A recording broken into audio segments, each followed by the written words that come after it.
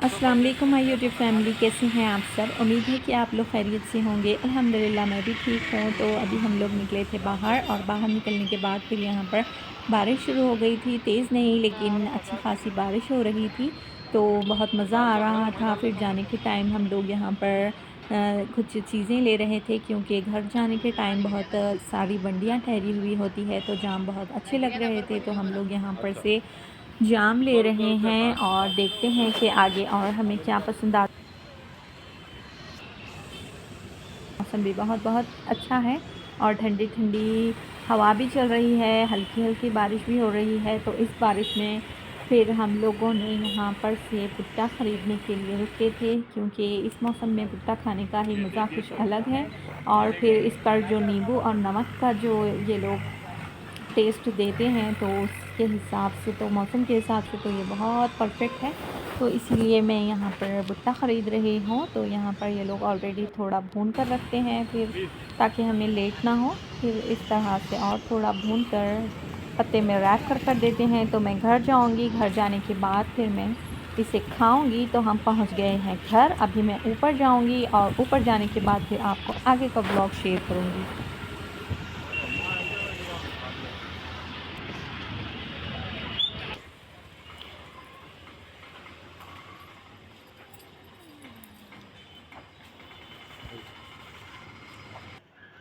So guys, अभी मैं ऊपर आ गई थी। ऊपर आने के बाद मैं सबसे पहले भुट्टा खाई थी, क्योंकि वो थोड़ा गर्म ही था। और फिर उसके बाद अभी मुझे लग रही है भूख, तो मैं अपने लिए बना रही हूँ लंच। तो लंच में मैं बना रही हूँ यहाँ पर एग राइस, क्योंकि मैं आज लंच बहुत मतलब बहुत टाइम हो गया है, बहुत लेट हो गया है लंच पर।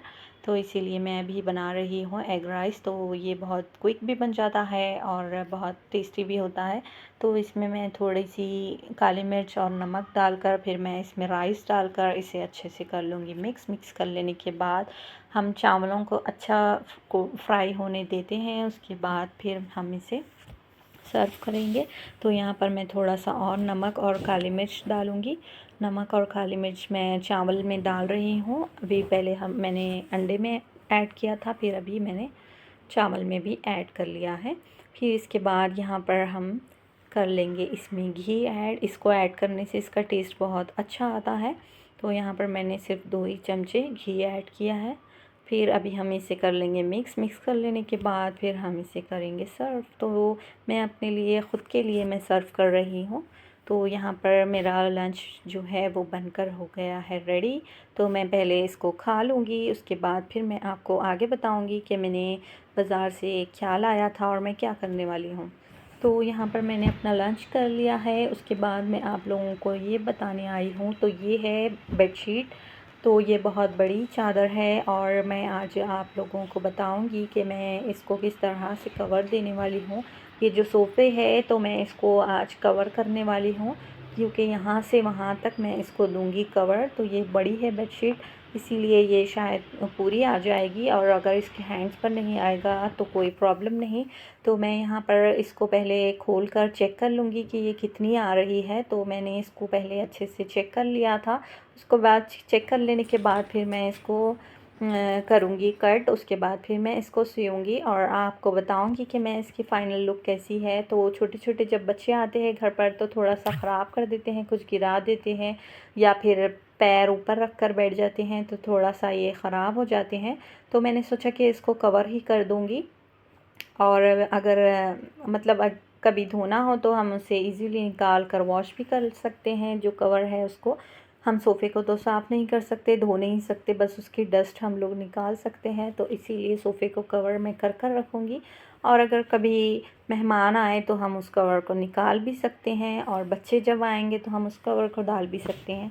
तो यहाँ पर देखिए, मैंने इसको पहले अच्छे से मेजर कर लिया था, फिर मैंने इसको अच्छे से कट कर लिया है कि किस तरह से ये कैसा आएगा। तो मैंने इसके 2 पीस बना लिए थे, फिर उसको मैंने ऊपर और नीचे सीकर आसानी से मैंने ये कवर बना लिया है। मैं सिर्फ इसको बेडशीट के टाइप में ही कट करी थी, ज़्यादा कुछ मैंने इसको नहीं कट किया तो ये तो थोड़ी यहाँ पर देर 2 में ही पीस से ही देखिए इसका लुक चेंज हो गई है और बन गए हैं कवर्स। तो आप भी मुझे कमेंट में बताइएगा कि आप लोगों को कैसा लगा है सोफ़े का कवर और कितना अच्छा लुक दे रहा है माशाल्लाह। फिर उसके बाद यहाँ पर मैं आ गई हूँ किचन में, क्योंकि अभी मैं आप लोगों के साथ रेसिपी शेयर करूँगी। और आज मैं सोच रही थी कि मैं कुछ मसाले वाला बनाऊँ, क्योंकि मौसम के हिसाब से थोड़े चटपटे ही चीज़ें बहुत अच्छी लगती है, चटपटे सालन ही अच्छे लगते हैं। तो मैं आज सोच रही थी कि मैं खालिया बनाऊँ। तो मैं खालिया नहीं, मैं आज बनाऊँगी उसको क्या बोलते, हाँ, ख़ुरमा मैं बनाने वाली हूँ। तो ख़ुरमे की रेसिपी मैं अभी आप लोगों को शेयर कर दूँगी। और साथ ही साथ यहाँ पर देखिए लहसुन का अचार था, तो मैं इसको फ़िल कर बॉटल में रख दी क्योंकि ये ख़राब ना हो। तो वो काम सारे ख़त्म कर लेने के बाद मैं यहाँ पर रफली चॉप कर प्याज को फ्राई कर रही हूँ, क्योंकि ख़ुरमे में मैं पहले फ्राई कर लेती हूँ और भून कर रख लेती हूँ। ये पीसने के काम ख़त्म हो जाए तो ये बहुत आसान हो जाता है बनाना। तो मैं मसालों में खोपरा और बादाम, पिस्ता नहीं, काजू और मूंगफली डालकर हम इसे अच्छे से कर लेंगे रोस्ट। और उसके बाद उसके साथ साथ हम इसमें खसखस भी ऐड करेंगे, फिर इसका पेस्ट बना लेंगे। तो यहाँ पर मैंने पेस्ट बना लिया है और इसे मैं कर दूँगी गोश्त में ऐड। तो यहाँ पर गोश्त के साथ हम सारे मसालों को ऐड करने के बाद इसमें डालेंगे नमक, मिर्च, हल्दी और अदरक लहसुन। ये 4 जो मेन इंग्रेडिएंट्स है ये तो हर सालन में जाते हैं। तो यहाँ पर नमक, मिर्च, हल्दी और फिर अदरक लहसुन अभी मैंने नहीं ऐड किया है। यहाँ पर मैं पहले गरम मसाला ऐड कर रही हूँ। तो 2 टेबल स्पून के करीब मैं यहाँ पर गरम मसाला ऐड कर रही हूँ। फिर इसके बाद मैं यहाँ पर अदरक लहसुन भी ऐड करूँगी। तो 2 टेबल स्पून अदरक लहसुन इसमें जाएगा। तो यहाँ पर मसाले थोड़े अच्छे ही हम इसमें रखेंगे, क्योंकि ये मसाले वाला सालन है तो ये फिर बाद में फीका हो जाता है और फिर इसका टेस्ट बिल्कुल भी अच्छा नहीं आता। थोड़ा थोड़ा ये स्पाइसी ही रहा तो बहुत अच्छा लगता है। तो इन सारे इंग्रेडिएंट्स को हम डालकर इसे मिक्स कर देंगे, ताकि हमारा जो मसाला है वो गोश्त में अच्छे से अब्ज़ॉर्ब हो जाए और नमक भी गोश्त के अंदर अच्छे से चले जाए। फिर उसके बाद यहाँ पर मैं इसको 10 से 15 मिनट के लिए रख दूँगी मैरिनेट होने के लिए। फिर यहाँ पर मैं जिस बर्तन में बनाने वाली हूँ सालन, उसमें मैं फ्राई करूँगी बारीक कटी हुई प्याज। तो इसको प्याज को हम अच्छा खासा तेल डालेंगे, उसके बाद फिर गोल्डन ब्राउन होने तक उसे फ्राई करेंगे। और यहाँ पर साथ ही साथ मैं दही को भी अच्छे से कर लूँगी विस्क, क्योंकि दही के जो लम्स होते हैं फिर वो भूनने से भी नहीं जाते, तो इसीलिए उसको हम पहले बीट कर लेंगे। फिर यहाँ पर प्याज भी हो गई है अच्छे से गोल्डन फ्राई। फिर हम इसमें डाल देंगे जो गोश्त और मसाला हम लोगों ने मिक्स करके रखा था, वो यहाँ पर हम इसे डाल देंगे। अच्छा, जो मसालों के सालने होते हैं इसको भून भून कर पकाएंगे तो ही इसका टेस्ट अच्छा आता है। तो हमें इसको इतना ज़्यादा भूनना है कि इसका जो कलर है वो टोटली चेंज हो जाए और वो बिल्कुल लाल हो जाए, तभी फिर इसका मज़ा आता है। तो यहाँ पर देखिए मैंने सारे मसाले ऐड कर लिए और जो बर्तन में लगा हुआ मसाला है फिर इसको भी मैंने थोड़ा सा पानी ऐड कर उसे भी इस भगोने में डाल दिया है। फिर मैं इसमें डाल रही हूँ दही। तो दही आप मसाले को मैरिनेट करने के टाइम पर भी डाल सकते हैं, लेकिन मैं इसको बाद में बीट करी थी इसीलिए मैं अभी इसको ऐड कर रही हूँ। फिर इसको हम अच्छे से कर लेंगे मिक्स करने के बाद हम इसे ढककर कुछ देर के लिए पकने के लिए छोड़ देंगे। जो मैं किचन की जो वीडियो अपलोड करी थी उस पर ना और जो कमेंट आए थे तो उस पर आप लोगों ने उसकी लिंक पूछी थी, तो उसकी लिंक तो मेरे पास नहीं है, लेकिन मैं उसको ऑर्डर करी थी मीशो से और मीशो पे बहुत अच्छी वैरायटीज़ है तो मैं मीशो से ऑर्डर करी थी।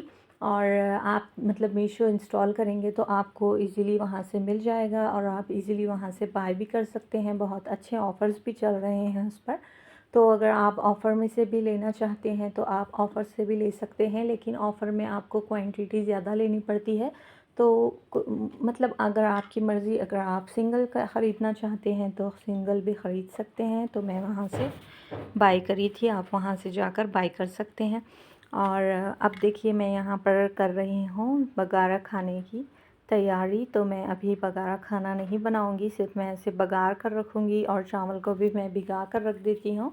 और जब खाने का टाइम होता है, मतलब अगर मैं 9 बजे खाने वाली हूँ तो उसको आधा घंटा पहले फिर मैं चावल डाल के फिर बघारा खाना मैं बना लेती हूँ। उससे क्या होता है कि खाना अच्छे से गर्म रहता है, और अभी सर्दियाँ भी है तो उसके लिए मैं ऐसे करती हूँ कि मैं पहले इसे बघार कर इसमें पानी डालकर रख देती हूँ, और फिर उसको मैं बाद में चावल डालकर पका लेती हूँ। तो यहाँ पर साथ ही साथ मैं सालन का भी देख रही थी। देखिए यहाँ पर उछल उछल के ये कितना सारा भगोने में लग जाता है, और इसको मैं जब से मतलब चम्मच से हिला भी रही थी और दूसरी तरफ मैं ये दूसरे काम भी कर रही थी, तो ये फिर अच्छे से हो गया था रेडी। मतलब जो मसाला है वो अच्छे से भुना गया था, लेकिन उसे मैं और कुछ देर रखूँगी भूनने के लिए। और साथ ही साथ यहाँ पर देखिए मैं फिर बघारा खाना भी बघार रही हूँ। तो यहाँ पर प्याज हो जाने के बाद इसमें मसाले और हरे मसाले और नमक, पानी, ये सब चीज़ें डालकर फिर मैं इसको रख दूँगी, और फिर बाद में मैं इसमें चावल डाल दूँगी। तो ये मसालों के साथ जो बघारा खाना है उसका कॉम्बिनेशन बहुत अच्छा होता है। बहुत सारे लोग हैदराबादी जो लोग होते हैं मतलब वो बघारा खाना लाजमी बनाते हैं। जैसे कि अगर हम कद्दू का सालन बना रहे मतलब कद्दू का दालचा बना रहे हैं, या फिर मसाले के सालन खौरमा वगैरह हम बनाते हैं तो उसके साथ हम बघारा खाना लाजिम बनाते हैं। तो मैं भी हमेशा ऐसे ही करती हूँ। बघारा खाना बहुत पसंद आता है और उसके साथ खाया भी अच्छा जाता है। और यहाँ पर देखिए साथ ही साथ मसाले अच्छे से भून गए हैं, और यहाँ पर लाल लाल कलर का हो गया है मसाला, और इसमें तेल भी है वो जो ऊपर आ जाता है छूटकर। और इस पर भी बहुत सारा तेल लगा हुआ था ढक्कन पर, तो मैं इसके ढक्कन को भी इस पानी से धोकर उसी में डाल दी। और फिर यहाँ पर देखिए मसाला हो गया है रेडी। मैं यहाँ पर 3-4 मिर्चें इसमें डालकर इसको और पकने दूँगी। और जो मसाले का सालन है उसको आप बिल्कुल पतला ना करें, थोड़ा सा इसे घट ही रखें, मतलब फिर खाने में भी मज़ा नहीं आता और इसका टेस्ट जो है वो भी बदल जाता है। अच्छा, यहाँ पर मैं आलू डालना भूल गई हूँ। सारे मसाले अच्छे से पक गए हैं, लेकिन खैर कोई बात नहीं, जितना मसाला पकेगा उतना अच्छा होगा। तो यहाँ पर साथ ही साथ आलू भी गल जाएंगे और ये और थोड़ा पक जाएगा। तो यहाँ पर देखिए मसाले और आलू दोनों भी अच्छे से हो गए हैं, मतलब गल गए हैं।